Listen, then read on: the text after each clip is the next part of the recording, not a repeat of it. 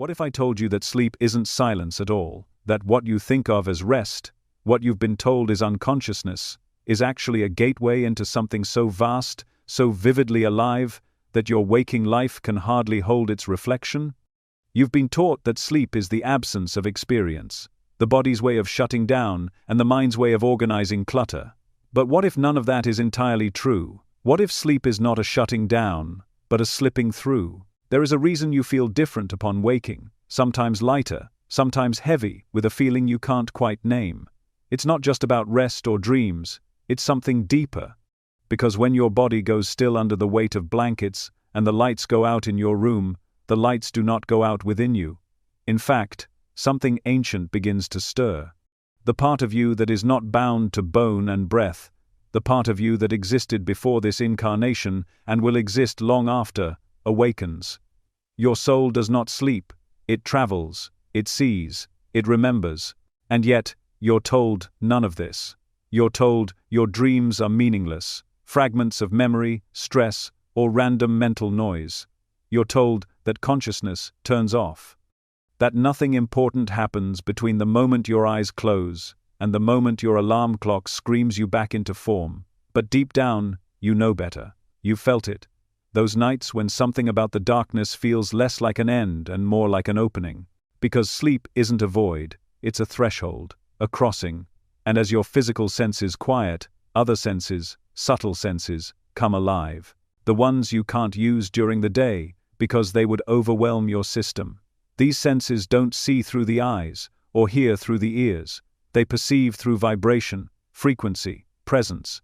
They allow you to witness truths that the rational mind cannot process, truths not made of facts, but of knowing. As you drift into sleep, you don't just rest, you shift. You shed the weight of identity, the noise of the day, the tension of having to be someone. Your name disappears. Your job title vanishes. The roles you play dissolve. And what remains? The original you, the silent, ageless witness, the awareness that was there before you had a body to carry it. That awareness does not go offline when you sleep. It does the opposite. It becomes active. It begins to look, not with eyes, but with essence. This is the false silence of sleep. The illusion that nothing is happening. The mind believes in darkness, but the soul sees light. The body lies still, but the soul begins to move. And what it sees isn't fantasy or hallucination. It's memory, it's encounter, it's communion. There's a reason you wake up with impressions you can't explain. Places that feel more familiar than your childhood home. People who feel like family, though you've never seen their face in the waking world. Symbols that grip your heart with a kind of sacred recognition, even though your logical brain dismisses them. That's because your soul has been somewhere. It has seen, it has remembered. But in the culture you've been raised in, sleep is treated like a utility, something to maximize or hack. You measure it in hours, quantify it with apps. You're taught to see it as rest, nothing more.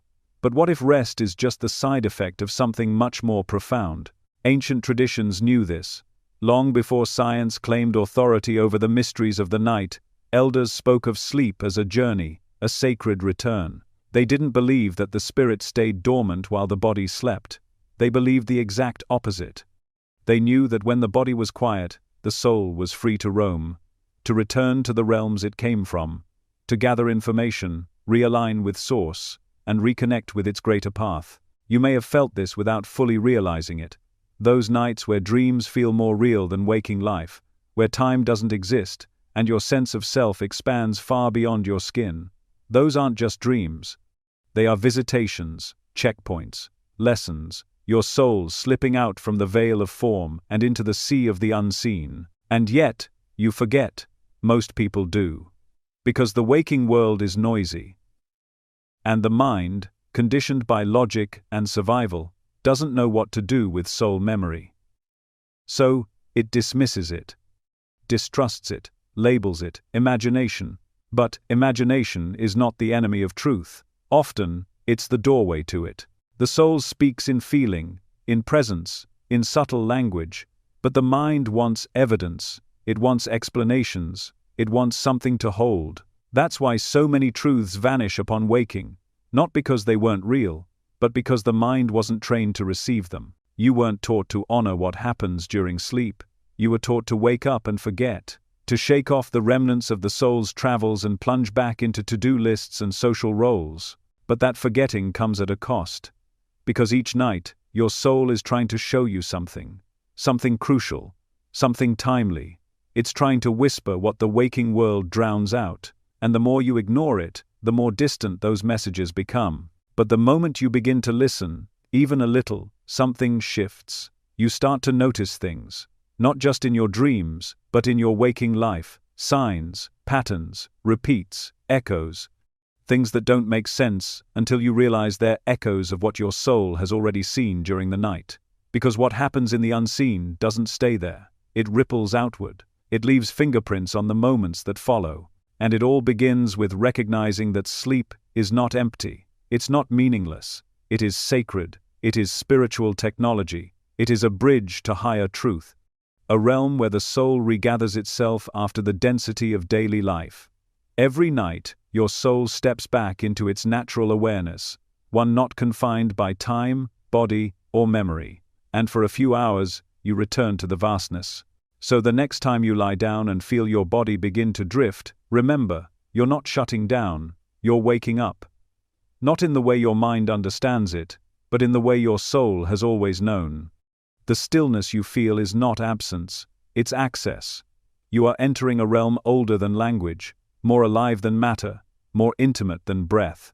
You are not falling asleep, you are slipping back into the stars, and your soul, quietly, steadily, opens its eyes.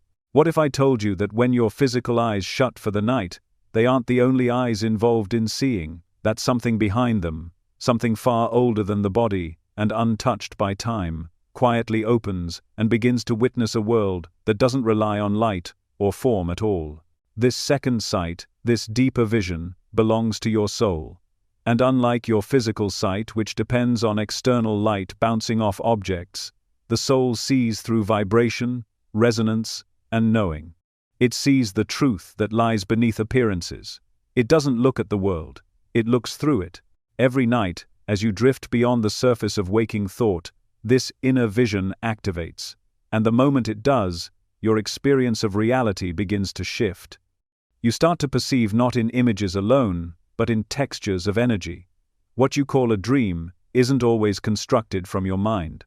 Many times, it's downloaded through this second sight, arriving as symbols that speak a language too vast for words, shapes that shimmer with meaning, faces that carry familiarity, not because you know them here, but because you've known them always, somewhere else.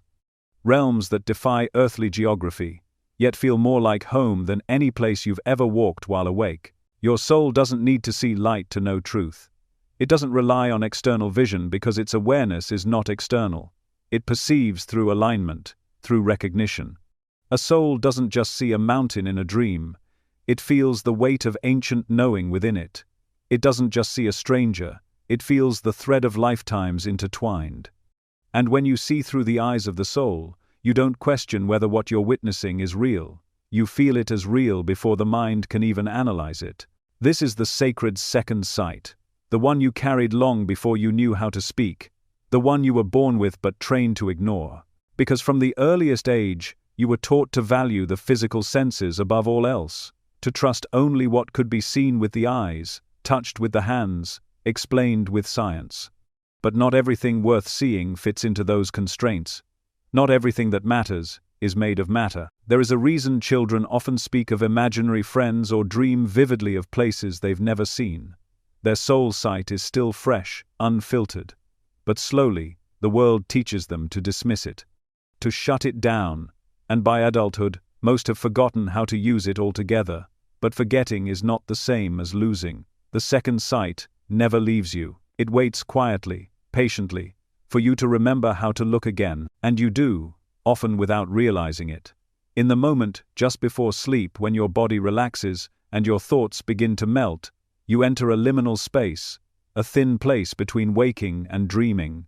In that brief passage, the eyes of your soul flicker open. You may see flashes of light behind closed lids, shapes, symbols, faces, places. They're not random, they're not meaningless. They are the first transmissions from that deeper level of awareness. You may have dismissed them in the past. You may have thought you were imagining things or experiencing some strange optical illusion. But those flashes are glimpses of the soul shifting its gaze toward higher perception, glimpses of your own truth surfacing through layers of conditioning. And when you finally stop brushing them off, when you start to listen instead of dismissing, those glimpses begin to lengthen, to deepen, to unfold. And then, something beautiful begins to happen. The more you honor this vision, the more it shows you. What begins as strange symbols or fleeting impressions soon becomes a language of spirit. Your dreams become richer, more layered. You start to notice the recurrence of certain images, numbers, animals, sacred geometry, ancient places. These are not just dream content. They are memory. They are maps. Because your soul doesn't speak in paragraphs. It speaks in vibration, and vibration takes the shape of metaphor. The second sight perceives in symbols, because the soul understands truth in a way the mind cannot. A staircase doesn't just mean ascent, it can mean an evolution of consciousness. A body of water isn't just a setting, it can be a mirror for your emotional state or a portal to another layer of awareness. The more attuned you become, the more these dreamscapes feel less like stories and more like encoded messages, ones you were meant to decode, not with intellect, but with presence. Some people fear these visions. They think that seeing strange entities or unfamiliar places must mean something is wrong, but when your soul is active, it will encounter others. Not always in form, not always in ways your mind can categorize, but in energy, guides, ancestors, beings of light, echoes of who you've been in other lifetimes, echoes of who you're becoming now. They appear not to scare you, but to remind you that you're part of something far greater, that you are never alone in this journey between worlds. Even nightmares, when seen through the second sight, are not punishments, they're communications. The soul does not fear darkness, it understands it. It knows that every monster is a message, every shadow is a teacher. Every distortion is an invitation to look more deeply, to clear something unhealed, to retrieve something lost. When you learn to see not with fear, but with soul vision, even the unsettling becomes sacred. You begin to realize that your soul is constantly perceiving reality from a much higher altitude. While your waking self worries over small details and decisions, your soul sees the whole pattern. It knows where you've come from, it sees where you're going, and during sleep, when the distractions fall away, it has the chance to show you, to whisper through image, to speak through symbol, to guide you with sensation, presence, and inner knowing. And even if you don't remember your dreams in the morning, that doesn't mean nothing happened. Just as you may forget the music that played in the background while you slept, its vibrations still reached you. They still shifted something. The second sight isn't just about memory, it's about transmission. You may not remember everything you see, but you will feel different. You'll wake with a clarity that makes no logical sense. You'll move through your day with more compassion, more intuition, more subtle awareness. That's the residue of what you saw through your soul's eyes. And if you're willing to strengthen this vision, if you create space for stillness before bed, if you set intention, if you write down even fragments of what you dream, you begin to widen that channel. You train your waking self to meet the soul halfway. And soon, your two visions begin to merge. You begin to see with both sets of eyes at once. Even in your waking life, you notice things others miss. You feel the truth behind people's words. You sense energy in rooms. You recognize guidance in the smallest moments. Not because you're guessing, but because you're finally seeing. You've always had this sight. You just forgot how to use it. But it never forgot you, and now it's waiting, quietly, patiently. Every night when the world dims and your eyelids fall, it opens again.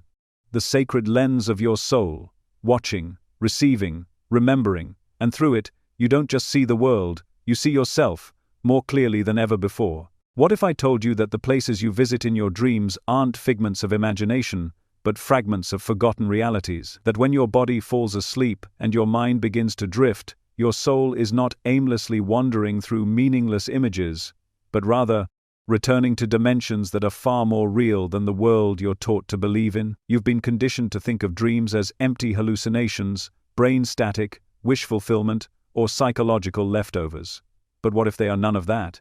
What if they are maps, sacred blueprints left behind by your soul to help you remember where you truly come from? These aren't just stories playing out in the theater of your mind. They are transmissions. They are keys. Each dream is a door. And behind every door is a dimension layered just beyond the reach of your conscious perception, invisible to the physical eye, but utterly tangible to the soul. These hidden places exist, whether or not you remember visiting them. And when you do remember, if only in flashes or feelings, you're not just recalling a dream, you're glimpsing a part of yourself that never left. Your soul doesn't drift randomly when you sleep. It returns with purpose, with intention, to realms you've long known but can no longer name. Some call these the astral planes, the inner dimensions, the dream realms. But names fall short, because language itself collapses in these spaces. The moment you try to describe them, they shrink. You might say, you flew, but it wasn't flight. You might say, you saw light, but it wasn't light in the way you understand it. It was presence, knowing. A vibration that felt like color but sang like memory. And no matter how carefully you try to explain it, it slips through the cracks of your vocabulary. That's not because it isn't real. It's because it's more real than language can hold. These dimensions operate on frequencies that the waking mind is not trained to comprehend. They are composed not of matter, but of intention. They don't follow linear time.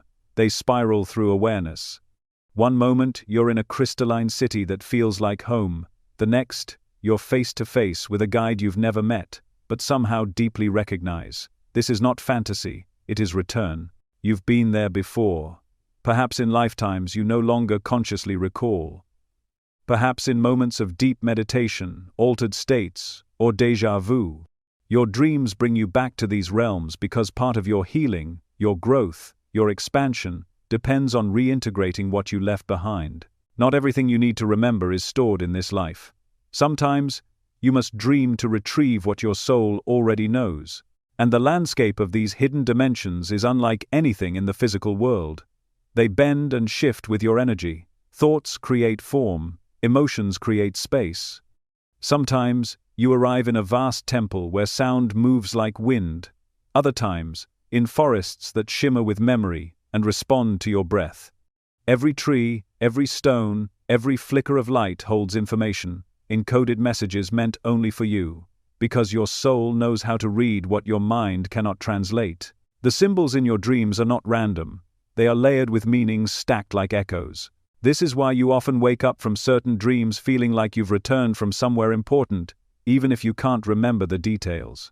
That heavy ache in your chest, that unexplainable longing, that clarity without context, it is the residue of having touched truth. You were there. You saw something. And even though your conscious mind can't hold the full picture, your energy shifts because of it. You carry a piece of that place back with you into the day, and the world feels just slightly different, even if you don't know why. Some of these dimensions are familiar because you have work there. Agreements, purposes. Some souls spend their nights in realms of learning, attending sacred schools of light.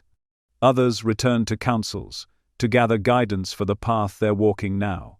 Some reunite with soul family, to remember they are never truly alone. And some venture into places of healing, where the wounds of this life are soothed in ways no earthly doctor could understand. And yes, sometimes you visit places that unsettle you, but even these are not punishments. They are reflections. They are invitations to see what still needs clearing, what still holds you back. These dreamscapes often feel distorted or chaotic, because they mirror the unspoken parts of you, the unhealed, the denied. But you are never sent there to suffer. You are called there to integrate, to retrieve lost fragments, to remember your wholeness. You may not consciously choose these journeys, but your soul does. It knows exactly where you need to go. It knows the dimension that holds the next piece of your awakening. It knows what memory must be reactivated, what vision must be delivered, what part of your being is ready to be restored. And these experiences are not occasional, they are constant. Every night you sleep, your soul moves, and every dream, whether remembered or not, leaves its imprint on your consciousness. The challenge is not whether the journey is real, it is. The challenge is remembering, because the veil between dimensions is thick for the untrained mind.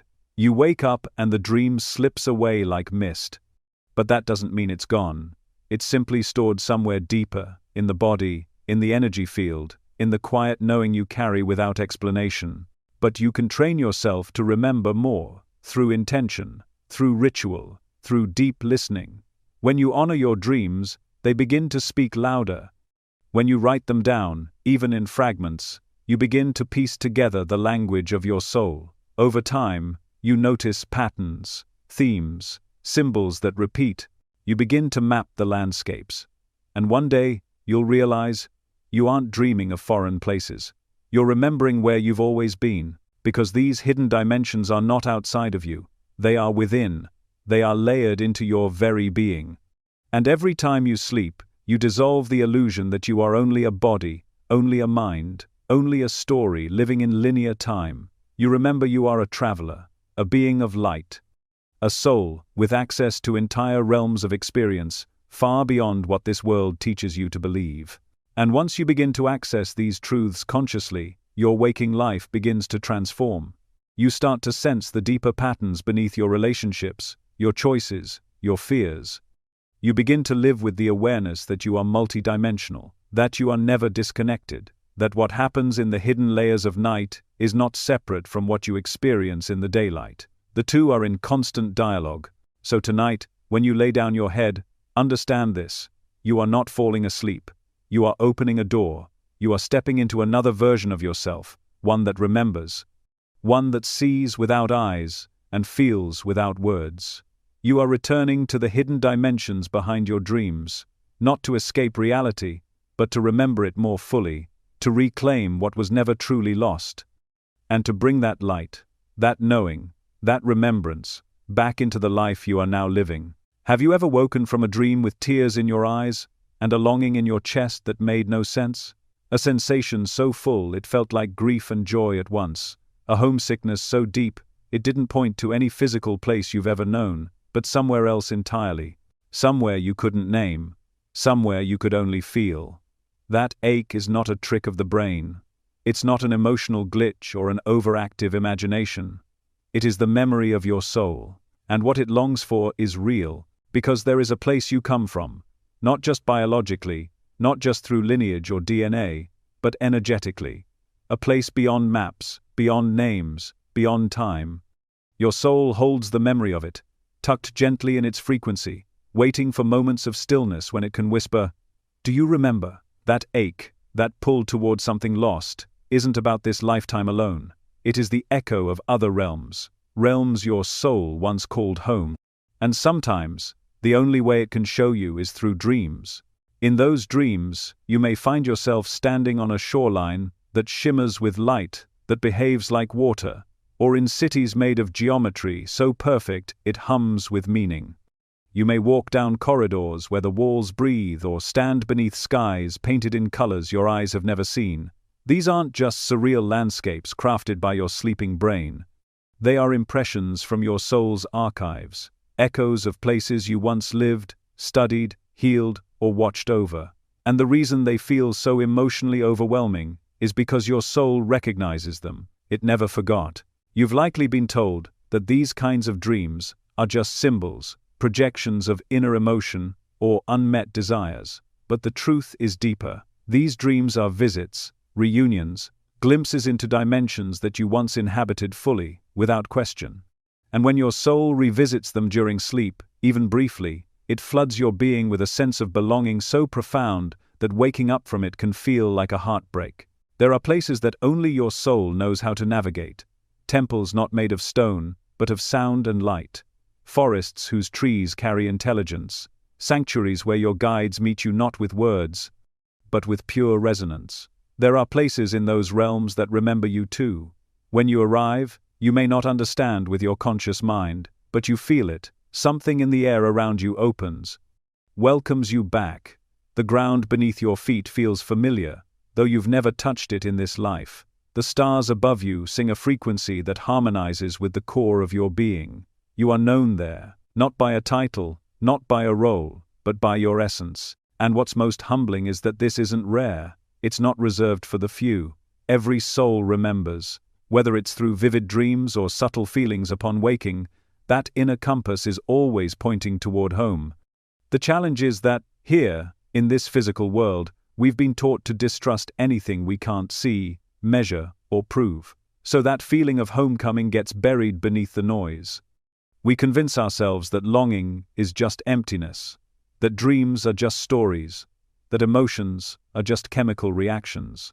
But the soul doesn't operate through logic, it speaks through experience. And sometimes, it will use the quiet hours of the night to remind you of what's been forgotten. There's a reason you may dream of flying, not in an airplane, but as yourself, weightless and untethered. That sensation isn't just metaphor, it's remembrance. Your soul remembers being free of the body, moving between dimensions with ease. It remembers being able to think of a place and arrive there instantly. It remembers communicating without language, loving without fear, knowing without doubt. Those moments in dreams where everything feels luminous, soft, safe, and sacred, they're not inventions, they're transmissions. Your soul returning to the truth of what it is and where it belongs. Even if you don't recall the full narrative of the dream, the feeling lingers. You wake up, and for a moment, the world feels too small, too dim, too sharp. That's because the soul's memory is still fresh. You've just returned from a place where you are whole, and the contrast is jarring. The body feels dense, the routine feels distant. You may even feel like a stranger to your own life, as though something vital was just out of reach. That disorientation is not confusion, it's awakening. It's the soft unraveling of the illusion that this life, this form, is all there is. And as you begin to trust these experiences, to lean into them rather than dismiss them, something begins to change. You start to live differently. You listen more closely to your intuition. You feel more connected to others, sensing the sacred beneath their surface. You begin to realize that everyone is homesick in some way. They just don't know what they're missing.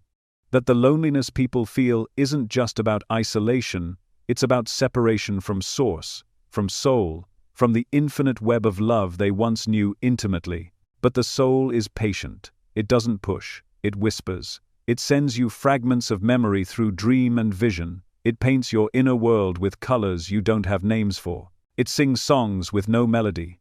Yet they linger in your chest long after you wake. Sometimes, the messages come in symbols.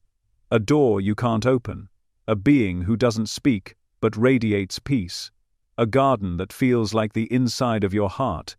These aren't puzzles to be solved. They're invitations to feel more deeply, to remember more fully. You don't need to recall every detail of the dream for it to change you. The resonance is enough. The feeling of being known, of being held, of being surrounded by something ancient and loving, that feeling carves new pathways in your waking consciousness. It starts to bleed into your choices, your creativity, your sense of purpose. You begin to see that maybe the life you're living is not the full story. That perhaps you're not here to build an identity, but to remember one. Not to prove your worth, but to recall your essence. And this isn't about escaping life, it's about enriching it. When you remember the soul's memory of home, you don't disengage from the world, you illuminate it. You carry the frequency of that higher realm into the ordinary moments of this one. You become a bridge between dimensions, a vessel of remembrance, a keeper of the light that never went out. The dreams are not dreams, they are returns. Brief, beautiful reunions, with the truth that you are more than this flesh, this story, this name. You are vast, you are ancient. You are known by realms that exist just beyond the veil of this one. And every night, your soul attempts to bring you back, not to escape this world, but to remind you how to live in it more fully. So if you've ever woken up aching for something you can't describe, if you've ever longed for a place you can't find on a map, if you've ever felt homesick in the middle of a dream, know this. You are not broken. You are not lost. You are remembering. And the more you listen to that longing, the more it will guide you, not just back to the stars, but into the deepest truth of who you've always been. What if I told you that you are never truly alone at night? That as your body sinks into stillness, and your conscious mind loosens its grip, a subtle shift begins to occur, one that opens the space around you to more than just silence and darkness. While your eyes are closed, while your thoughts are dissolving into dream, others arrive. not in physical form, not with footsteps or sound, but with presence, with vibration. You've been visited more times than you know. Some nights, you feel it, a strange comfort, an unexplained warmth, or a heaviness in the air that cannot be traced to anything in the room. That's not your imagination. That's recognition. That's contact. Not all dreams belong solely to you. Some are shared spaces, some are visitations. Sacred meetings orchestrated not by the logic of your waking life, but by the deeper intelligence of your soul. In those dreams, you don't simply wander through symbolic landscapes. You are joined, you are met, and the beings who arrive are not strangers. Even if their form is unfamiliar, their energy often feels unmistakably intimate. Sometimes, they arrive in human shape, an old friend, a family member, a wise teacher. Sometimes, they appear as light, shadow, animal, or something that can't be described. And yet, the moment you see them, something in you softens, because your soul recognizes them before your mind can interpret them. There are nights you've spoken to guides, beings whose entire purpose is to walk with you, to nudge you gently toward growth, healing, remembrance. They don't always speak in words. More often, they transmit through presence, through a feeling that wraps around you like a frequency too ancient to define. Sometimes, they offer symbols, hands reaching out, stairs leading upward, doors opening without force. And while your conscious mind may wake up without a clear memory of the encounter, the shift they leave behind is undeniable. You wake different, lighter, calmer, like something invisible has been rearranged in your spirit. There are also times you meet ancestors, not just those from this lifetime, but those whose blood runs through your spirit, even if not through your physical veins. These visitations are often layered in emotion. You might not recognize them by name or face, but the familiarity is bone deep. They come to remind you of strength, of lineage, of wisdom stored in your DNA. They appear in moments when you're on the edge of something, when a decision needs to be made, or when the path ahead feels fogged. They may not give you answers in linear form, but their presence alone reminds you. You are not the first, and you will not be the last. You are the continuation of something sacred. And then there are the visitors who feel like mirrors. They are not separate from you, they are you. Fragments of your own soul, appearing in dream to integrate something you left behind. These might come in the form of an inner child you've forgotten, a past life version of yourself, or even a future self, reaching back with guidance you're now ready to receive.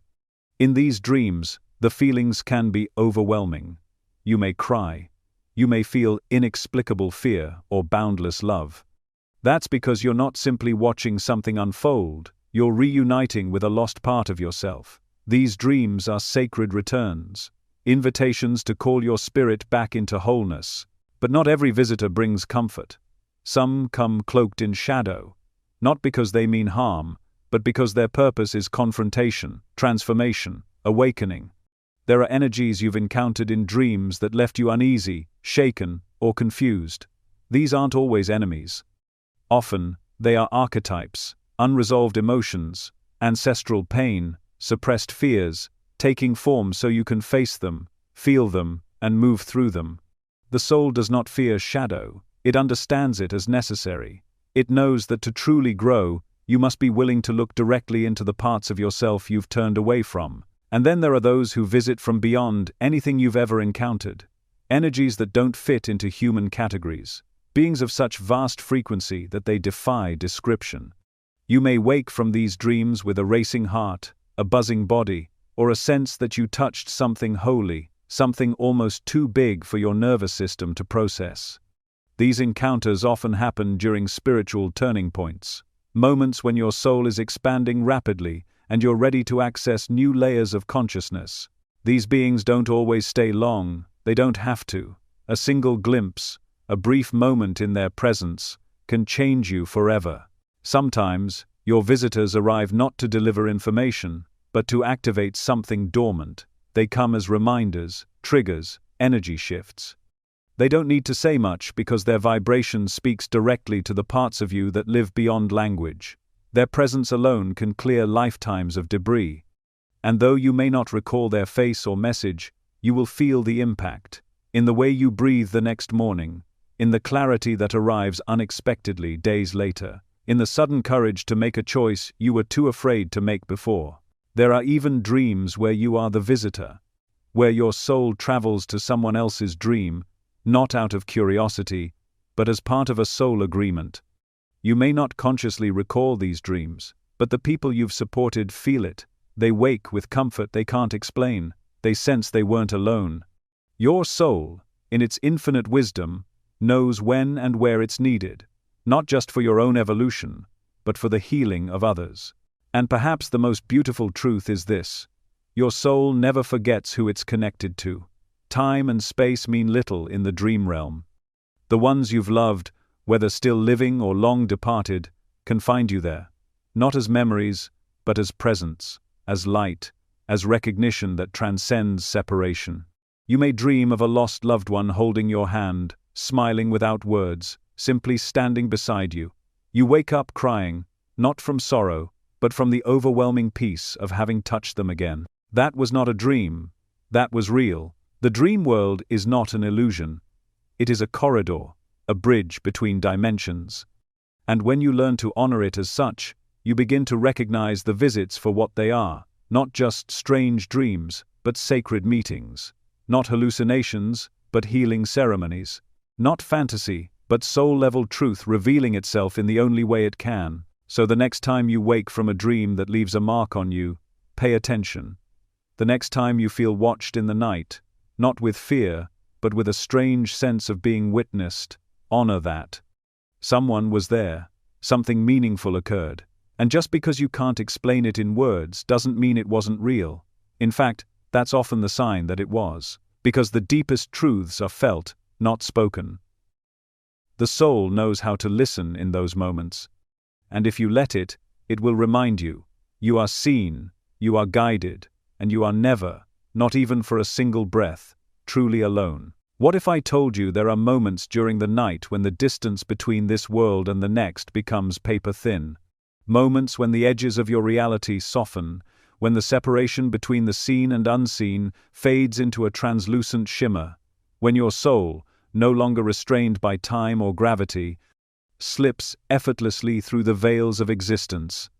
These are not imaginary thresholds. They are real. And you felt them, perhaps without even realizing what they were. A sudden stillness in the air. A warmth without a source. A sense of being watched, not with fear, but with reverence.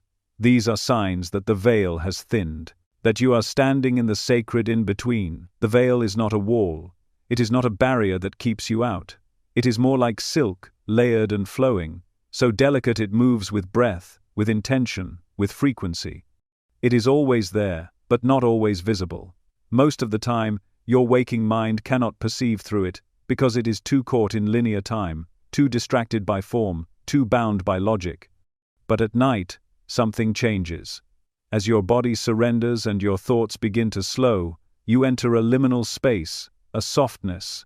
And in that softness, the veil begins to thin. There are two sacred thresholds where this thinning is most potent: the moment just before you fall asleep, and the moment just before you wake. These are not just transitions between states of consciousness, they are doorways, bridges between dimensions. In those brief minutes, sometimes even seconds, your soul is untethered, your energy field is more fluid, and your awareness becomes more receptive to truths that are always present but rarely perceived. Have you ever noticed the strange sensations that occur just before you drift into sleep? The sudden flashes of images that make no sense, the sensation of falling or flying, the disjointed snippets of conversations that seem to echo from somewhere else. That is not your mind malfunctioning. That is your soul adjusting its vision. It is beginning to see through the veil. The colors shift, the atmosphere thickens with presence, and if you're paying attention, you'll feel the texture of that space change entirely.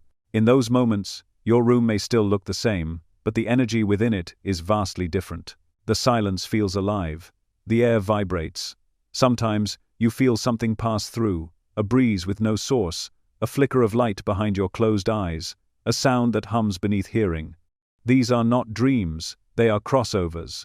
The veil is lifting, and you are witnessing multiple dimensions intersecting. It may only last a few seconds before sleep takes you fully, but in that space, truth flows freely. And then there is the other sacred threshold. The moment just before you wake. That space where you're neither here nor there, where your body is beginning to stir, but your consciousness is still holding on to the edges of the dream realm. It's why you sometimes wake up with tears, with a message on your lips, or with the lingering presence of someone who wasn't physically there. That moment is fragile and powerful. The veil, still thin, allows the afterglow of your soul's travels to slip through and settle in your chest before it dissolves into the noise of the day. Some of the greatest insights you will ever receive come through during these moments. Not because they are more magical than the rest of your life, but because your resistance is lowest. Your logical mind hasn't yet returned to full control. Your doubt hasn't had the chance to build walls again. And so, your soul speaks clearly. Sometimes, it speaks in feelings, a sudden sense of knowing that wasn't there the night before. Sometimes in symbols, images, or even phrases that seem to carry more weight than they should. These are gifts from the other side of the veil, and the more you honor them, the more they come. There are also certain times throughout the year when the veil naturally thins, sacred days, shifts in planetary alignments, the change of seasons, full moons, solstices, equinoxes. These moments, encoded into the rhythm of nature, serve as amplifiers. They make the veil even more permeable, especially for those who are attuned. That's why ancient cultures marked these times with ritual. They weren't guessing, they were listening. They knew that certain nights held greater potential for communion, with ancestors, guides, the divine, and with their own soul's deepest truths. But you don't need a calendar to recognize when the veil is thinning. Your body tells you, your energy changes. You may feel more emotional, more sensitive, more intuitive. Your dreams become more vivid. You may have trouble sleeping, not because something is wrong, but because something is opening. The atmosphere feels different. The usual distractions don't satisfy. That is your soul responding to the thinning veil, reaching out, preparing to receive. And in those moments, if you are willing to be still, something extraordinary happens. You remember, not just information, but essence. You remember who you are beneath the name, the story, the role. You remember the other lives you've lived, the other worlds you've walked. You remember the love that's never left you, the guidance that's always been present, the light you carry that no one can take away. You begin to realize that the veil isn't just between you and other dimensions. It's between you and yourself. The thinning is not only cosmic, it's internal. Every time you soften your mind, open your heart, and allow silence to speak, you thin that veil. Every moment of presence, every act of surrender, every step toward truth pulls you closer to the realm where the soul is always clear, always connected. This is why dreams matter, why intuition matters, why the gentle spaces in between waking and sleeping are not to be rushed.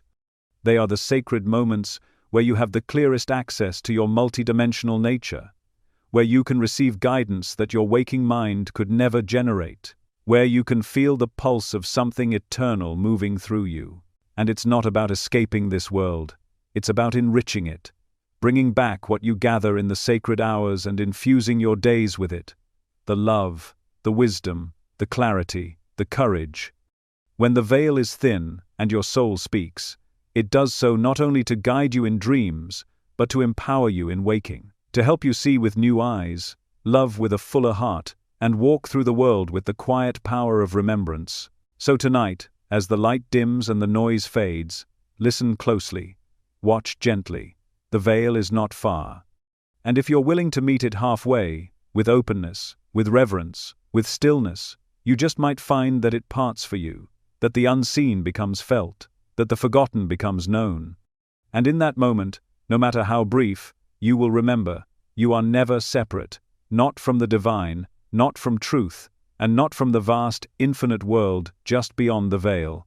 What if I told you that the language your soul speaks doesn't use words at all? That long before you learned to talk, long before you knew the meaning of letters or sounds, your soul was fluent in a far older language, one built of symbols, rhythm, light, and form. You see it all the time, especially when you dream, a door that keeps appearing, a staircase leading nowhere, a storm rolling across the sky, a flame burning without heat. To the waking mind, these are curiosities, maybe metaphors. But to your soul, they are messages, blueprints, keys, truth coded in vibration. Your soul is the architect of symbols. It doesn't just interpret them, it builds with them. It weaves them into your dreams, your visions, your synchronicities, not as decoration, but as structure.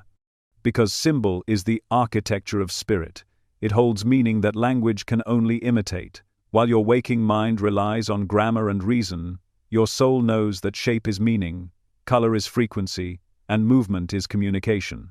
That's why in the dream state, when the conscious mind steps aside, symbol becomes the dominant language. It bypasses logic and speaks directly to the deeper knowing within you. Think about it. Have you ever had a dream where a simple object felt saturated with significance? A key in your hand that pulsed with energy, a mirror that wouldn't reflect, a bird that landed and looked directly at you, as though it had something urgent to say. These aren't random images, they are messages, delivered in the language your soul understands best. A door isn't just a door.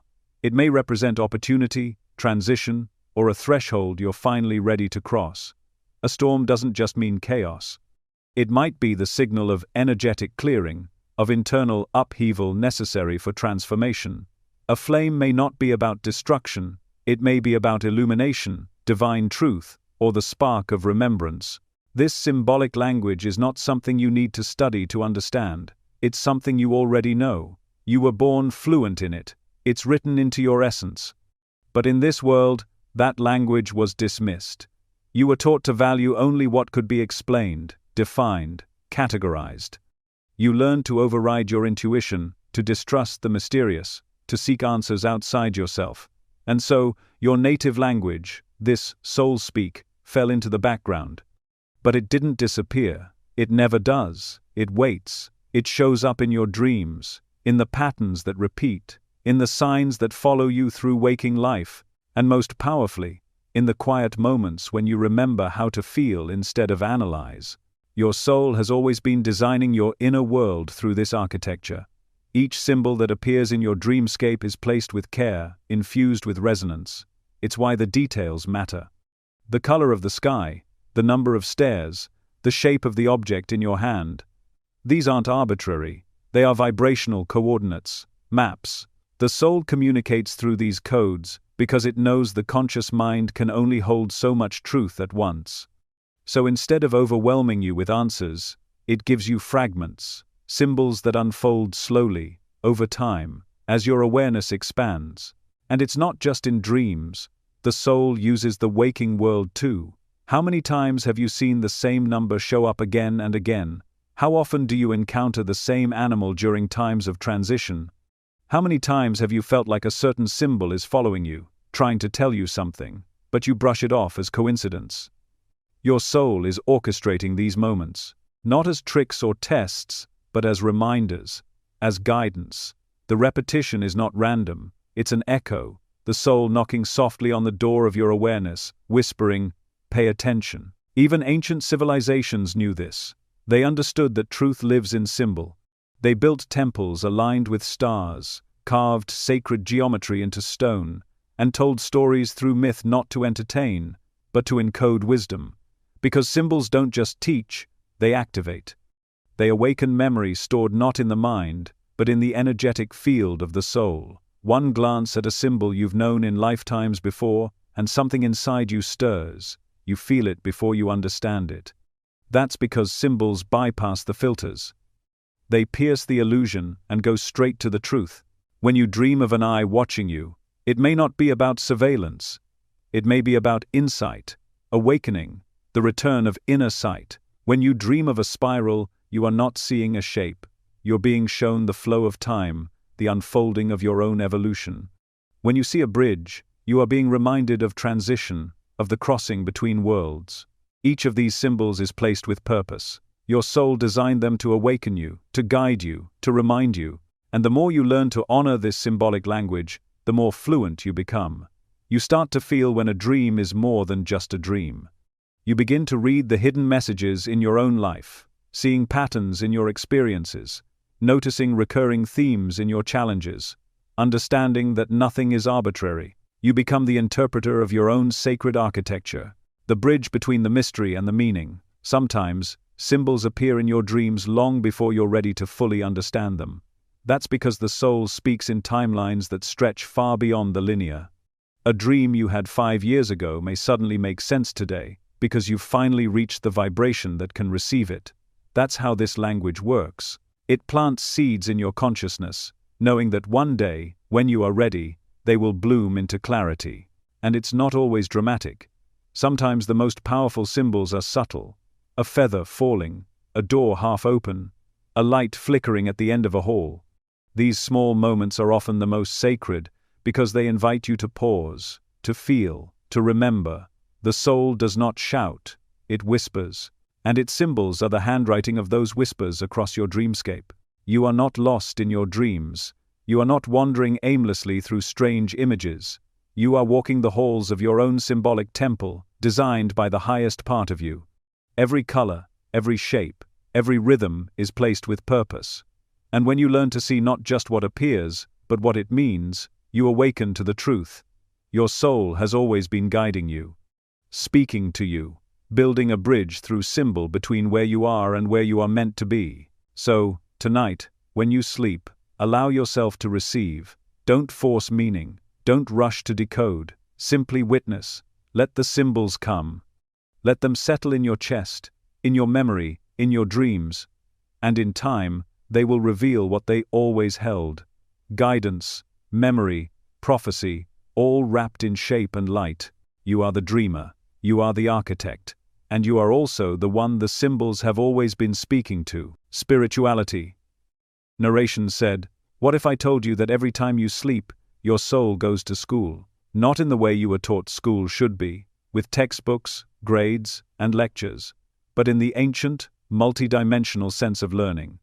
A learning that bypasses memorization and moves directly into cellular knowing. You may think of sleep as rest, as dreaming, as drifting through images and sensations, but what you often miss is that part of you is fully awake elsewhere, fully engaged, receiving instruction in ways your waking mind can't yet comprehend.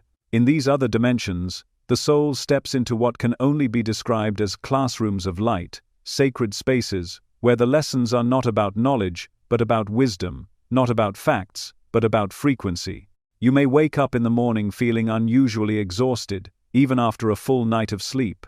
That's not because you didn't rest, it's because you were doing work, deep, energetic, spiritual work. You were in session. And even though your conscious mind can't recall the syllabus, your soul remembers every frequency, every imprint, every adjustment. These lessons are not just abstract, they're preparation, recalibration. They are what allow you to face new challenges in life with strange grace, to meet unexpected circumstances with a sense of calm that surprises even you. It's not that you suddenly became wiser overnight, it's that your soul has been learning behind the scenes, equipping you with tools long before you even know you'll need them. You've likely experienced this without realizing it. Moments in your waking life where you handle something with incredible clarity, insight, or compassion you didn't know you had. Where the right words just come to you, where your heart reacts from a deeper place than logic. That's not accidental. That's integration. What you practiced in the night classroom is now surfacing in your daily life. You've learned how to forgive someone before they even wronged you. You've learned how to release an old wound before it reopened. You've rehearsed, in spirit, what your body is just now stepping into. In these dream classrooms, the content is not linear. The soul learns through energy, through immersion. You may dream of standing before a being who says little, but whose gaze rearranges your entire sense of self.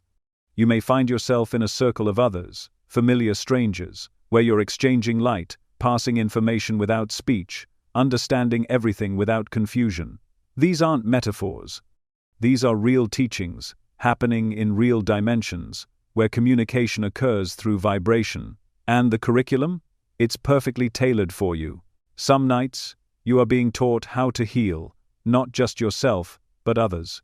You learn how to hold frequency steady, how to move energy with intention, how to witness pain without becoming it. You're shown, through direct experience, how compassion feels in the field of another. You're shown what it means to listen beyond words, to see beyond appearance. These teachings don't fade when you wake, they remain with you as quiet instincts. You start responding differently to the world, not because you read it in a book, but because your soul practiced it while your body slept. Other nights, the classroom becomes more personal. You revisit a painful moment from your life, but this time you see it from the other side. Not as punishment, but as perspective. You feel the unspoken wounds of the person who hurt you. You sense their fear, their confusion, their longing, and somehow, in that space, forgiveness becomes possible, not forced, but felt. You wake with a softness you didn't have the night before. Not because you forgot, but because you understood. You were taught how to release the grip of resentment, not through willpower, but through higher knowing. And sometimes, your lessons aren't about the past or the present, but the future.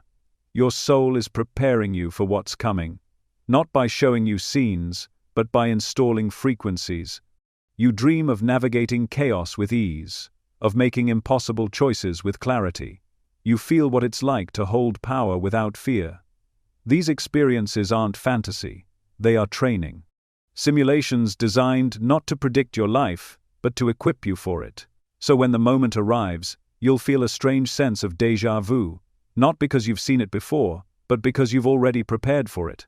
There are guides in these classrooms, not always visible, not always separate from you. Sometimes, the teacher is another being. Other times, the teacher is your higher self.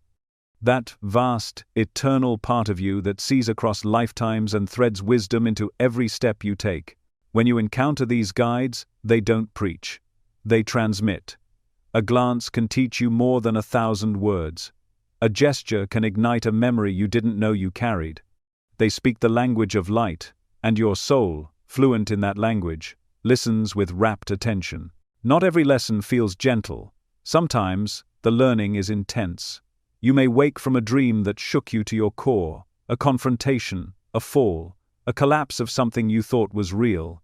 These are not nightmares, they are shadow teachings, sacred tests designed to help you shed illusion, to force you into deeper clarity, to strengthen the parts of you that are ready to evolve.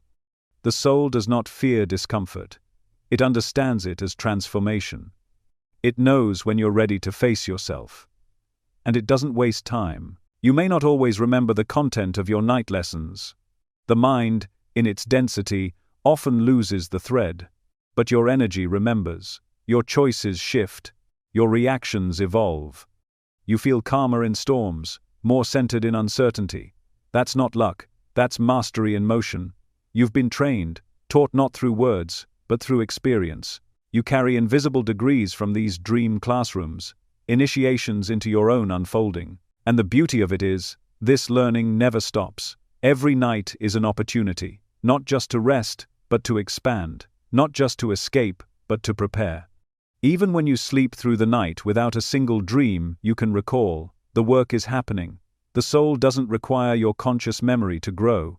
It only requires your trust, your willingness to believe that something sacred is occurring beneath the surface. You can deepen this connection. You can ask, before sleep, to be taught, to be shown, to be prepared. You can set the intention to enter the classrooms of light with clarity and openness. And over time, as your awareness sharpens, you'll begin to remember more, not just in dream fragments, but in sudden insights, in embodied wisdom, in the way your life begins to unfold with more synchronicity, more alignment, more grace. You're not just dreaming, you're learning. You're being shaped into the next version of yourself. Quietly, gently, powerfully, and all of it is happening in the sacred, unseen hours of the night, where time bends, where truth is revealed, and where the soul, ever devoted, continues its eternal education in the architecture of light. Spirituality narrations said, "Have you ever opened your eyes in the morning and felt more tired than when you closed them? Not just groggy, not just physically drained, but something deeper, something harder to name. A kind of soul fatigue that no amount of coffee or quiet can quite shake. It's easy to dismiss this feeling as stress or bad sleep, but what if I told you there's another reason? one that your rational mind won't be able to explain, but that your soul knows all too well. The truth is, while your body rests at night, your soul often goes to work, real work, sacred work, and the exhaustion you feel is the echo of that unseen labor.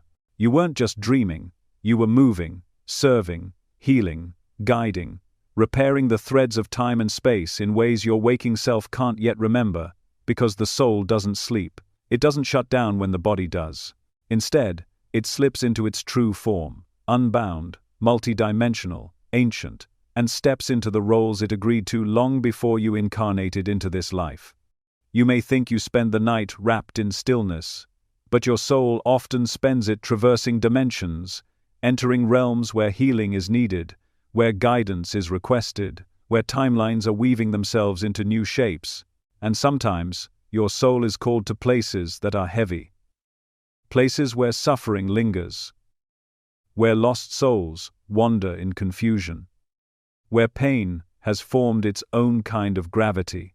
You might wake up feeling emotionally raw without knowing why, like you've been holding something that wasn't yours. That's because your soul might have been helping someone through a death transition, or standing beside a soul still trapped in fear, offering light in a place that hadn't seen it in a long time.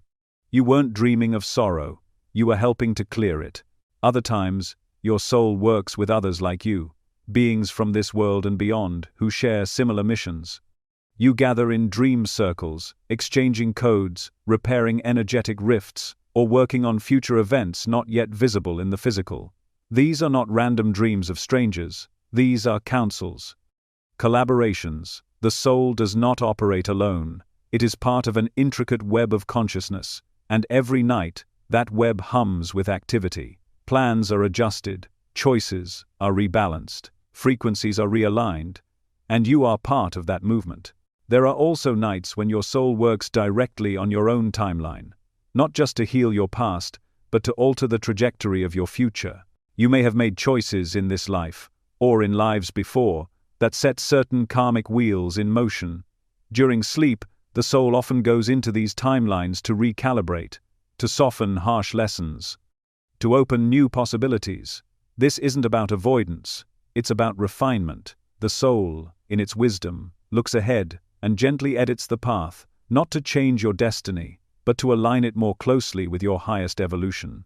Have you ever had a dream that felt like more than just a story, more like a mission, one where you were protecting someone, guiding a group, or working to resolve a conflict that didn't make logical sense but felt urgently real? That wasn't fantasy, that was service. That was your soul stepping into its role as a healer, a protector, a bridge. You may not remember all the details when you wake, but the energetic imprint remains. The sense of having been somewhere, of having done something important, even if you can't quite say what. That's the residue of your soul's night work, and not all of it is heavy. Sometimes your soul travels to beautiful realms, temples of light, healing chambers, vibrational sanctuaries, to restore and recharge not just yourself, but others.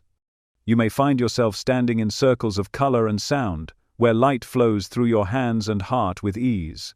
In these moments, you are offering healing simply by holding frequency. You're not doing it as a task, you're doing it as your nature. That is who you are when you're not wearing the mask of form, a being of light whose very essence can bring balance. But even light work can leave you feeling drained upon waking, because this kind of exhaustion doesn't come from physical movement, it comes from vibrational output. It comes from pouring out energy that transcends the body, from weaving threads of intention, love, and alignment across dimensions. Your soul knows how to do this without being asked.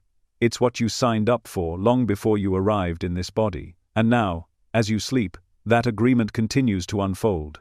The more awakened you become, the more active your soul becomes during sleep, because awareness sharpens the signal. The veil becomes thinner, the assignments become more conscious.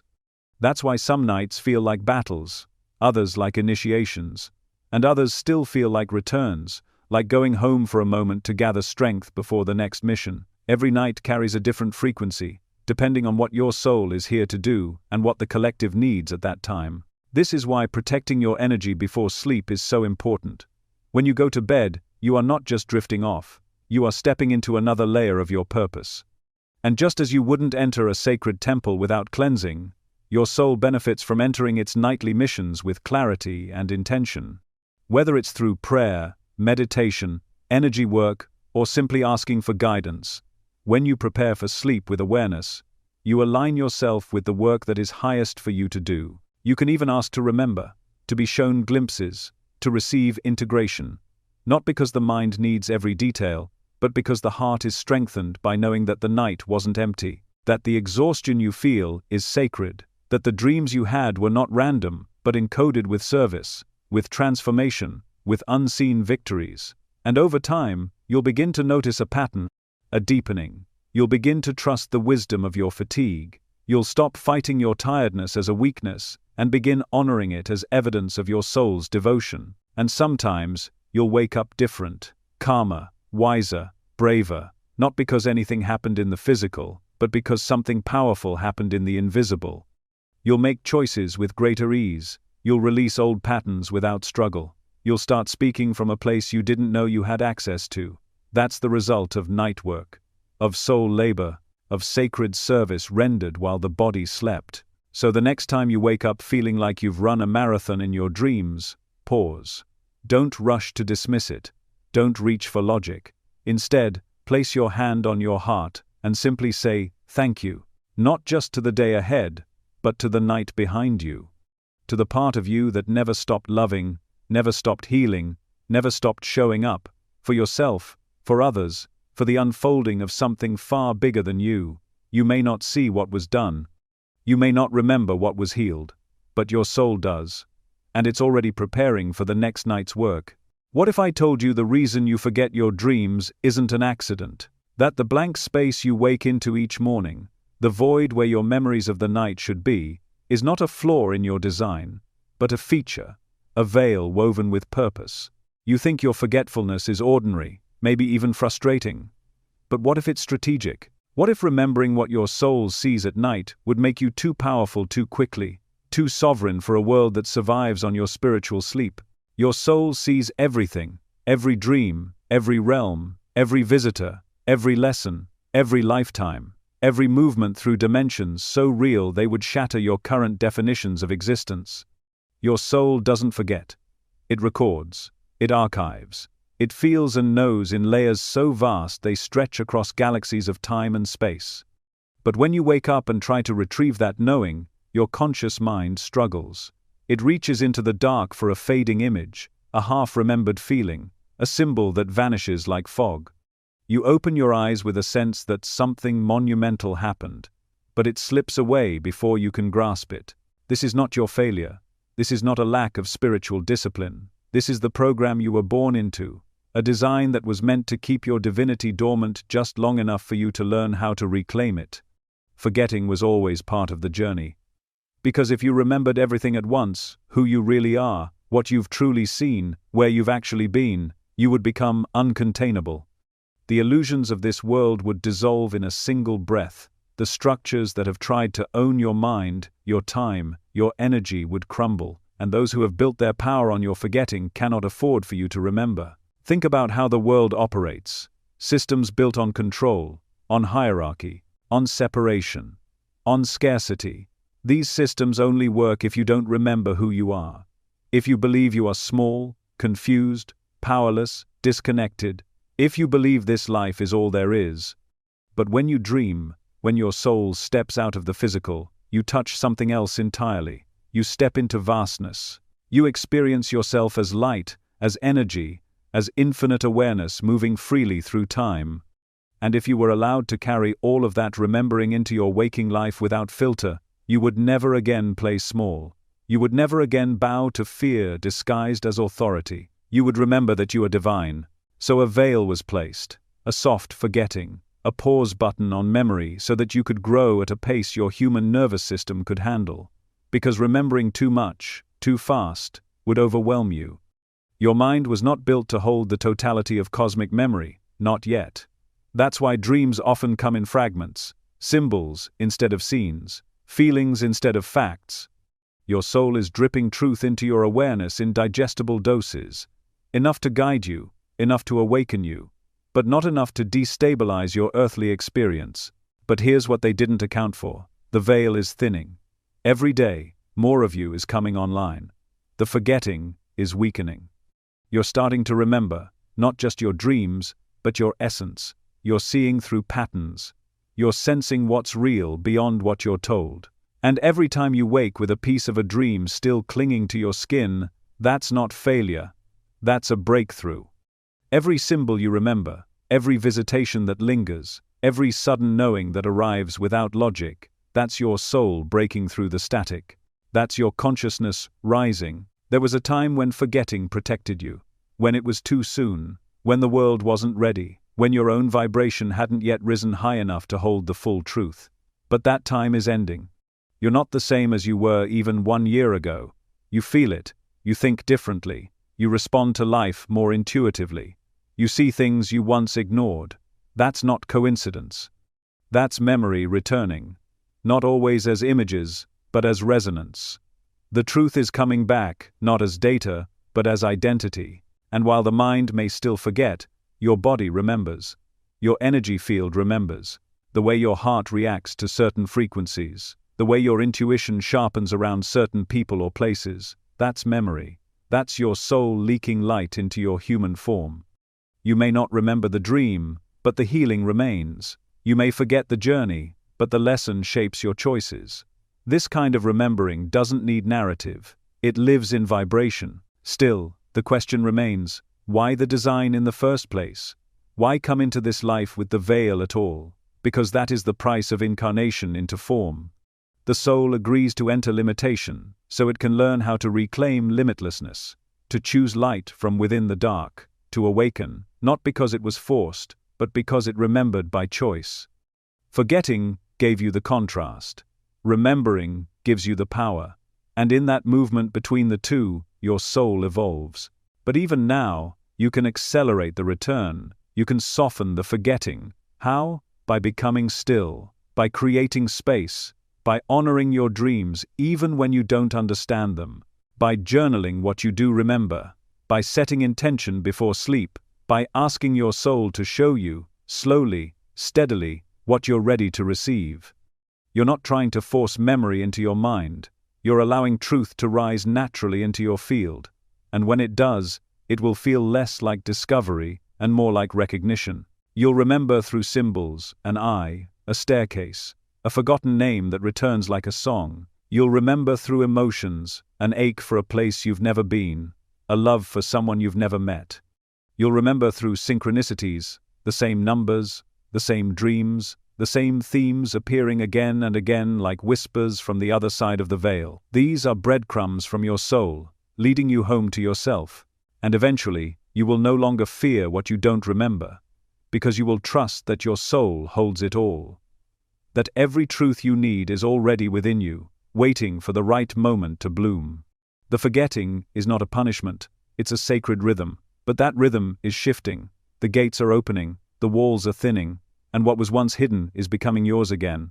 So the next time you wake up with nothing but a feeling, honor it. The next time a dream slips through your fingers but leaves your heart beating faster, listen to it. You are remembering, even when it seems like you're forgetting. You are rising, even in your sleep. And no matter how much this world has tried to keep you small, the soul inside you never stopped carrying the truth.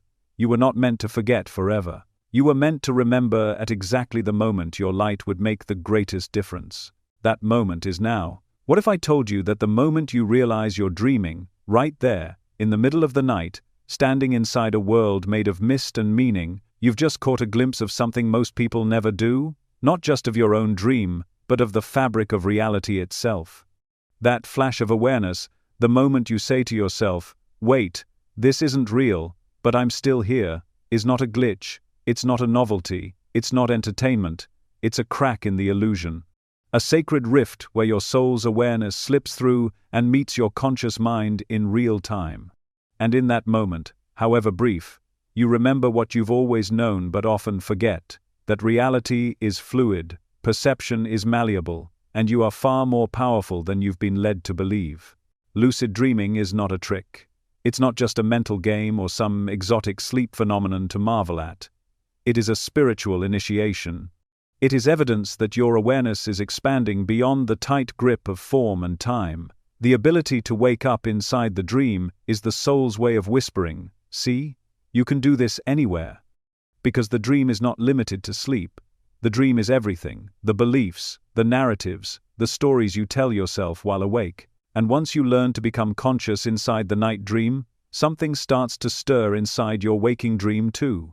The first time it happens, it may feel surreal. You're walking through a place that doesn't exist in the physical world, maybe speaking with someone who passed long ago, or flying without wings, when suddenly you realize, this is a dream, and everything changes. The colors become more vibrant, the air thickens with energy, your emotions heighten, not with fear, but with awe. You feel more alive in that moment than you do most days in the waking world.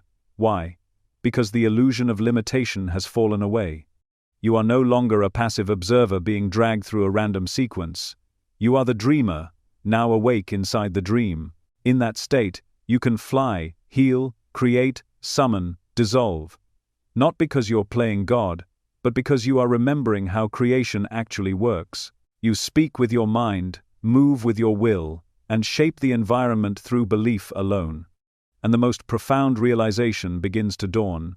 If you can do this here, in this realm made of consciousness, why not elsewhere? Why not in waking life? Why not every day? That question is the true power of lucid dreaming. It's not about the dream, it's about the realization that everything is a dream, just vibrating at different frequencies. In the physical world, the rules feel more fixed, more solid. Gravity pulls harder, time moves more predictably. But it's still a construct, a denser layer of the same dream field. And the more you awaken within one layer, the easier it becomes to awaken in the next. Your soul already knows this. It's been navigating layers of consciousness since before you were born. The part of you that flies in lucid dreams, that heals others with a thought, that speaks with ancient beings in glowing temples, that's not your imagination. That's you, untethered. It's what you are when the filters of programming and fear dissolve. Lucidity is not the creation of power. It's the remembrance of it. And yet, so many dismiss lucid dreaming as entertainment. A curious anomaly, something fun to dabble in but not to take seriously. But those who understand, those who have felt the weight of choice within a dream, know that it's training, it's initiation. It's the soul offering you a rehearsal for waking life, showing you how belief shapes reality, how focus directs experience, how intention bends form. When you begin to practice lucidity in your dreams, you are preparing for lucidity in your life. You are training yourself to question what is handed to you, to test the limits of what you think is possible, to notice when you're operating on autopilot, and to wake up, again and again. And the more you practice, the more it bleeds into your days. You start to catch moments in your waking life where you feel like you're in a script, where your reactions don't match your truth, where a conversation feels like déjà vu, or a moment feels too perfect to be coincidence. You start to ask, am I dreaming? And that question isn't silly, it's sacred, because it signals that you're questioning reality, which means you're already halfway through the veil. What happens next is subtle but profound. You begin to remember your sovereignty. You start to see that your choices ripple wider than you thought, that your thoughts aren't just echoes, but architects, that your reality responds to the tone of your vibration. This is not metaphor. It's physics of the soul. The same law that allows you to fly in dreams allows you to shift timelines in waking life. The same confidence that lets you turn darkness into light within the dream world lets you transmute fear into power in the real world. It's all connected, one field, one you. There's something else too. When you become lucid in dreams, you start to receive teachings that were once hidden. Beings who wouldn't approach you before begin to show up. Guides, mentors, reflections of your higher self. Why? Because lucidity signals readiness. It tells the universe you are awake enough to receive, aware enough to comprehend, humble enough to grow. The conversations you have in these dreams won't feel like dreams at all. They will feel more real than reality. They are encoded with truth that bypasses language. You may wake not remembering their faces, but you will carry their light for days. And then there are the moments when you begin to see yourself within the dream, not just as a character, but as the creator. You realize the landscape changes when your emotion changes, that the people in the dream respond to your vibration before you even speak. You begin to test it. You shift a mountain. You open a portal. You fly without needing wings, and it hits you, not as theory, but as knowing, that your inner world is the blueprint for your outer one, that if you can learn to master yourself in dreams, you can master your life in the physical. You don't need to be perfect. You don't need to remember every detail. What matters is that you begin to treat your dreams as sacred, that you approach sleep not as an escape, but as a return. Set the intention before bed. Ask to become lucid. Ask to be shown what you are ready to see. And when it happens, when you wake up inside the dream, don't just play, observe, feel, listen, create, and above all, remember, because the more you remember in dreams, the more you remember in life. You are not just a dreamer. You are the dream becoming aware of itself, and each moment of lucidity is a reminder. The world you wake into is no less fluid than the one you sleep in. It's just denser, slower to respond, but it's still listening, still shaped by you. And the more you awaken within, the more you awaken without. So the next time you realize you're dreaming, don't run, don't wake up too fast, stand still, breathe, and smile, because in that moment, you are witnessing your soul's deepest truth, that all of this is more malleable than you've been told, that consciousness is the true architect of experience, and that you are already beginning to remember how to shape the dream from the inside out. What if I told you that the visions your soul brings back from the night are not lost, but waiting for you to make space, waiting for you to slow down, waiting for your permission to be remembered? So many of the most sacred truths pass through you in sleep, visions, teachings, healing moments, flashes of your true self. And yet, in the rush of morning, they dissolve. You stretch, blink, and already the dream is fading. Not because it wasn't important, but because the mind has not yet learned how to hold what the soul already knows. But here's the truth. You can train it. You can teach your waking mind to listen. You can prepare yourself to receive more, to catch the edges of your dreams before they vanish, and to hold on to the light long enough for it to change you. The soul is generous. It gives constantly. But the mind must learn how to stay open long enough to receive. It begins with intention. Not just a passing thought, but a clear decision spoken into the space between waking and sleep. Before you close your eyes, speak to your soul, out loud or silently. It doesn't matter. What matters is sincerity. Say, I am ready to remember. Say, show me what I need to know. Say, let me wake with clarity. This isn't a command. It's an invitation. You are letting your higher self know that the door is open, that you are willing to receive, and that simple act of setting intention with presence shifts the frequency of everything that follows. The next step is preparation. You wouldn't walk into a temple with noise in your head and chaos in your body, and sleep is a temple, so prepare yourself. A few deep breaths before bed, slow, conscious, intentional, can clear the static from your system. Each breath becomes a signal. I am entering sacred space. I am stepping out of distraction and into receptivity. I am leaving behind the noise of the world so that I may hear the voice of my soul. And once you begin to make this a ritual, not just a habit, something begins to change. Your dreams become more vivid. Your sleep becomes a ceremony. You start to sense that you are not drifting into unconsciousness but entering a sanctuary, a dimension where truth waits in symbols, where your guides whisper between scenes, where your highest self leaves you breadcrumbs along the astral path. But training the mind doesn't stop there. You must also learn to capture what you're given, and that means journaling. Not as an obligation, not as a task, but as a devotion. Keep a journal by your bed. The moment you wake, before your feet touch the floor, before your phone steals your focus, write. Even if it's fragments, even if it's a single feeling or word, even if it makes no sense. The mind might not understand yet, but the act of writing anchors the frequency. It shows your consciousness that this matters, that you are listening, that you are serious about remembering. Over time, the fragments grow. A symbol one night returns with more detail the next. A face becomes a name. A feeling becomes a full narrative. Your soul begins to trust that your mind is ready. And it gives you more. Dreams that once vanished now linger. Visions that once felt vague now return in color and sound. And what you write in the morning starts to echo through your day. You notice signs, feathers, numbers, repeated phrases that match the dream. You feel connections between people and symbols. You start to live your dreams, not just sleep them. And even when you don't remember, the journaling still works. Sometimes your soul gives you a dream not to remember, but to release, a healing, a clearing, a shift in your field. The dream is a surgery on the energetic body, and though the mind forgets the details, the result is still real. Journaling in these moments isn't about documentation, it's about alignment. You are aligning your waking self with the part of you that never forgets. And remember, it's not about perfection. Some mornings you will write pages, others, only a line.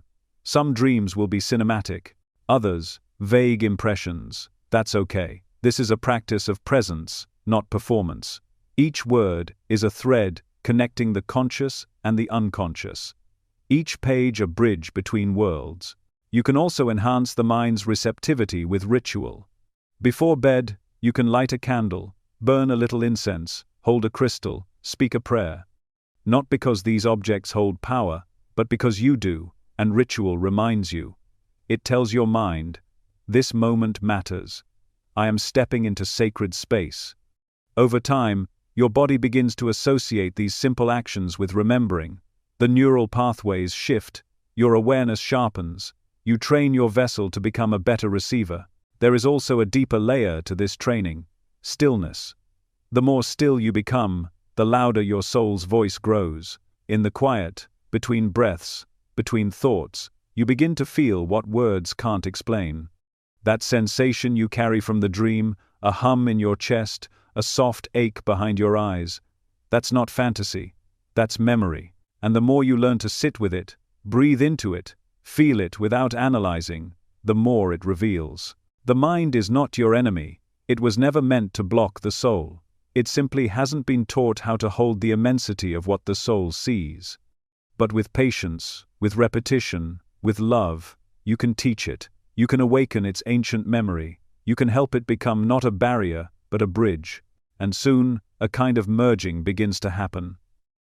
The gap between your night self and your day self starts to close. You no longer feel like two versions of you, one asleep, one awake, but a single being, walking in both worlds. You speak from a deeper place. You make decisions from a space that feels guided. You start to feel the dream behind the dream, the truth behind the moment. You carry light with you, not because someone gave it to you, but because you finally remembered how to bring it with you. You train the mind not to dominate the soul, but to serve it. Not to control what comes through, but to hold it gently, like sacred flame. And that changes everything. Because once you remember even one thread of the soul's vision, truly remember it, you'll never look at life the same way again. You'll walk through your day with the awareness that this world is only one layer. That behind the scenes, you are dreaming too, and that the symbols, the patterns, the synchronicities that appear are not random, they are the soul, still speaking. So tonight, when you lie down, pause, breathe slowly. Let the day go. Light a candle if you wish. Place a hand over your heart. And speak the words that open the door. I am ready to remember. And when you wake, write, even if it's just one word, one feeling, one symbol. Each time you do, you train your mind to see with your soul's eyes. Each time you do, you become a little more whole. And eventually, you won't just remember your dreams, you'll remember yourself. What if I told you that remembering what your soul sees doesn't just change your sleep, it changes your entire life? Not in some abstract, poetic sense, but in a way that you feel in your bones. Once the veil lifts, even slightly, and your conscious mind begins to taste the visions your soul carries, nothing looks the same again. You see differently. You speak differently. Because you've touched the fabric behind the form, and that kind of contact leaves an imprint you can never unfeel. You wake up with more than just awareness. You wake up with resonance. The ordinary becomes layered. You find yourself sensing things others don't. A conversation feels charged, not with the words spoken, but with energy underneath. a glance from a stranger vibrates with deeper meaning. The places you go begin to feel like echoes of dreams you've walked through before. It's not imagination, it's memory. Your soul doesn't differentiate between the dream world and the waking world the way your mind does. To the soul, they're both real. They're both classrooms. They're both part of the same unfolding story. And so, the more you remember, the more those two worlds begin to merge. You notice symbols showing up in your waking life that first appeared in your dreams: a white feather on the sidewalk, a clock that always reads 3:33, a name that keeps repeating. These aren't coincidences. They are messages, crossovers from the inner world into the outer. And the deeper your connection to your soul's vision, the more you begin to live in alignment with something unseen but deeply felt. You're not just reacting anymore. You're responding. You're not just surviving. You're listening. To something older, wiser, truer.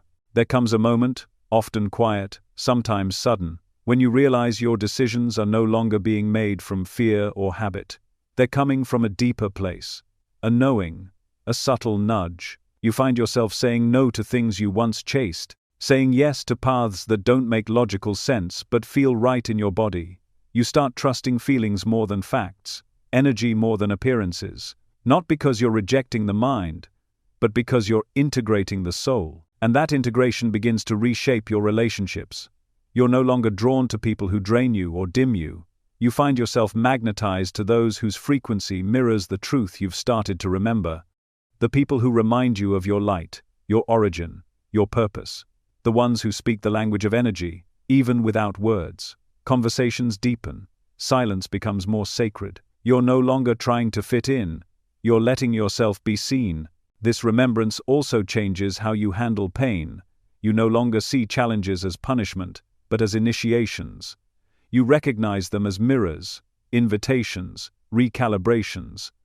When your soul has seen itself as energy, as healer, as light, you stop believing you're broken. You start seeing every wound as a doorway, every conflict as an echo of a forgotten lesson.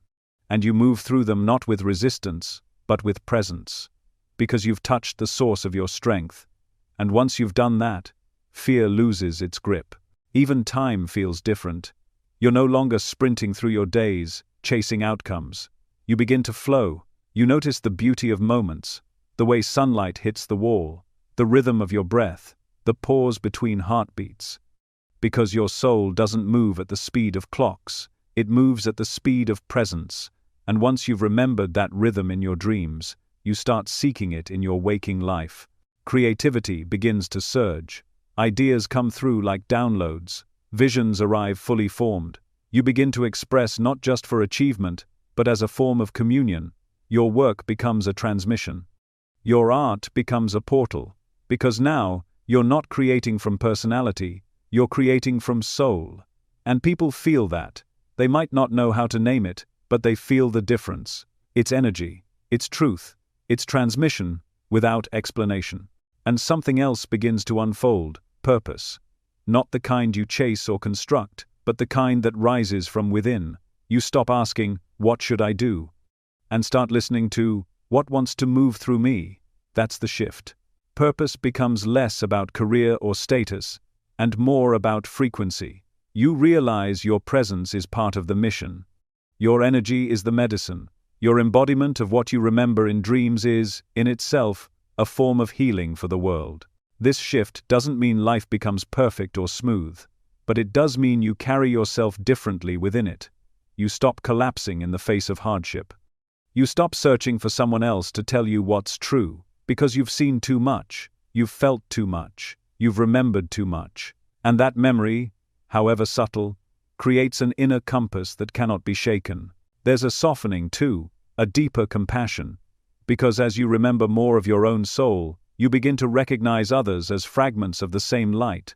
Even those who seem lost, reactive, unconscious, you see their pain not as an attack, but as a forgetting. And rather than judge, you hold. You forgive more easily, you speak more gently, not out of weakness, but out of clarity. Because remembering your soul doesn't make you detached, it makes you more human. But with deeper eyes, you may also begin to feel your soul's vision pulling you towards certain places. cities you've never been to, but feel like home, books that fall off shelves into your hands, teachers who arrive in strange synchronicities, dreams that become callings. That's your soul guiding you, not through logic, but through resonance. Trust those pulls. They are not accidents. They are threads, connecting your waking path to your greater design. And perhaps the most profound shift is this: you stop seeking outside what you've already touched inside. You stop grasping for validation, for answers, for salvation, because you know now, in your cells, that the greatest truths don't come from outside of you. They come from within, from the dreams that hold your real name, from the visions that remind you where you've been and why you're here. You begin to live not as someone chasing light, but as someone radiating it. And that radiance reshapes your world. You attract differently, you speak differently, you rest differently. Because your life is no longer an escape from forgetting, it is now an expression of remembrance. So if you've ever woken from a dream with a strange sense of clarity, or a moment of deep peace you couldn't explain, know this: that was your soul speaking. That was you, remembering. And that remembrance is not separate from your daily life. It is your daily life, reborn. Every act of kindness, every creative spark, every moment of silence that turns into insight. That is the dream made manifest.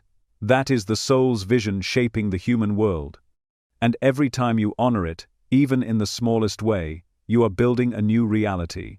One rooted not in illusion, but in light. One sculpted not by fear, but by truth. One led not by memory alone, but by the kind of remembering that transforms everything it touches.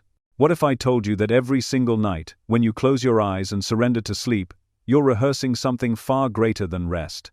That the soft drift into darkness is not merely a biological reset, but a sacred ritual, a gentle preparation for the final passage your soul will one day take. Death, for most, is a word wrapped in fear, a shadow looming in the distance. But what if it's not the end you've been told it is? What if death is the moment your soul fully awakens, not to a void, but to the most profound remembering it has ever known? Each night, as you sleep, your body rests, but your soul moves. It separates gently, without resistance, returning to realms that feel more like home than the waking world ever has. In those realms, you float, you visit, you witness, you heal. And even if your conscious mind doesn't carry all the images back, your energy does. These nightly journeys are not meaningless. They are micro-deaths and mini-resurrections. And the more you pay attention to what stirs in your dreams, the more you begin to realize that sleep and death are not opposites. They are reflections of the same mystery. One is temporary, the other, complete. But both carry you into truth. To the soul, death is not destruction. It is expansion. It is the moment when the final illusion dissolves, and the truth comes rushing in like light through a broken window. You don't stop existing. You become more of yourself than you have ever been, no longer limited by time, by flesh, by memory. You return to the wholeness that was always underneath the fragmentation of this life.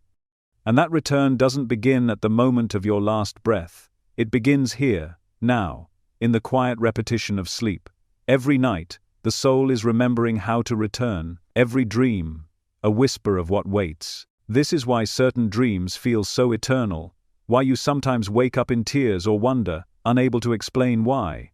It's because your soul brushed against something real, something vast. You saw a version of existence where you were not bound, where the boundaries of language and identity no longer held you. Maybe it was a golden field, maybe a temple made of sound, maybe the presence of a loved one whose face you couldn't quite place, and even if the image faded, the frequency remained. That frequency is a preview, a promise, a glimpse of the great awakening your soul will one day step fully into. We spend so much of our lives fearing death, avoiding the topic, dressing it up in silence or euphemism. But the soul does not fear death. The soul knows death is a doorway, one it has walked through many times. It knows that what comes next is not darkness, but recognition. It knows that the only thing that dies is the illusion of separation. What you call you dissolves, but only the mask. What's left is the essence, the observer, the timeless awareness that has been watching through your eyes since the beginning. And here is the miracle. The more you attune to your dreams, the more that essence begins to show up in your waking life. You become less afraid, less attached to the chaos, less reactive to the noise. Because something inside you remembers that all of this struggle, this striving, this identity, is temporary, not meaningless, just temporary. And that the real you, the one who soars in dreams, who communes with light, who returns to sacred places night after night, that version of you is eternal. You may not remember every dream. You may not always feel the presence of that deeper self. But that doesn't mean it's not working through you. Your intuition, your sudden peace in the middle of panic, your quiet knowing when no logic can explain it, that's the soul's memory breaking through the surface. That's the part of you that's already practiced death 1,000 times and returned with grace. You are being prepared, gently, lovingly, not for an end, but for a reunion. And when the time comes, when your breath slows and your body begins to release, you will not be alone. Just as you are guided in dreams by energies you don't always see, you will be guided in that moment. Some say loved ones appear. Others describe beings of light, of warmth, of unspeakable compassion. But no matter the form, the energy is always the same. You are welcome, you are remembered, you are home. You may pass through scenes, memories, faces, choices made and unmade. Not for judgment, but for understanding. Your soul does not punish, it learns. And in that learning, there is peace. A peace deeper than any you have known here, because you are no longer fragmented, you are whole. Not just as yourself, but as part of something vaster. A fabric of consciousness, a sea of light, a silence that sings. And yet, here's the secret your soul already knows. You don't have to wait for death to experience that wholeness. You can touch it now, in dreams, in meditation, in awe, in love. In those moments when time stands still and the veil feels thin. You have felt it before, the chill on your skin when you hear a truth too deep for words. The tears that come from nowhere when a certain song plays. The ache in your chest when you see a sunset that feels like a memory. Those are reminders, echoes, invitations. Death is not a stranger. It is the final remembering. But you, even now, are beginning to remember. With each dream that lingers. With each symbol that returns. With each night you surrender not just to sleep, but to the journey beyond it. You are not practicing how to die. You are remembering how to return, not to a place, but to your essence. So do not fear what is coming. You have already been there. You return to it every night. And when the final sleep comes, you will rise within it, lucid, radiant, whole. You will see what your soul has always seen, that there was never separation, never darkness, never death. Only the illusion of forgetting, and the beauty of finally waking up.